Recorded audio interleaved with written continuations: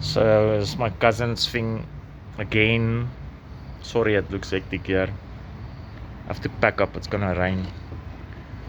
So I've got a lot of cameras running now. I added like 10 switches, like 5 there, 5 there. So at the moment it's as a test configuration, but it's actually to bypass.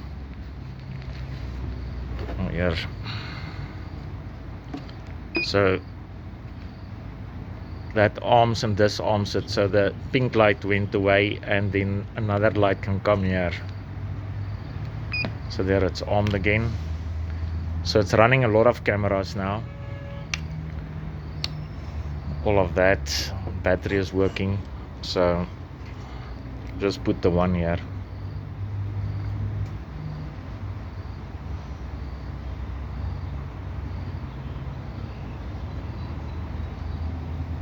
Camera 2 is verblind.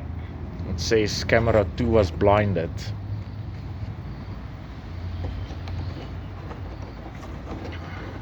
So if I disconnect the power, By die hek.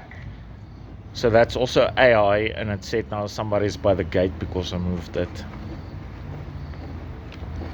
So if I take out the power, Camera 2 se draad is geknip. it says camera 2's wire was cut. Let's plug it back.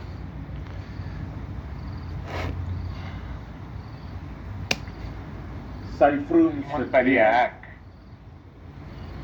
Sy vroom se deur. It says safe rooms door. Badkamer ruit se status het verander. It says bathroom window. Sitkamer ruit se status het verander. The lounge window. Die Eskom krag se status het verander. It says the power changed. Die hek se status het verander. It says the gate is open. Voordeur se status het verander. It says front door opened. Kombuis ruit se status het verander. It says the kitchen window. Heining alarm is geaktiveer. It says the fence alarm was activated. Agterdeur se status het verander. It says the back door is open. So yeah,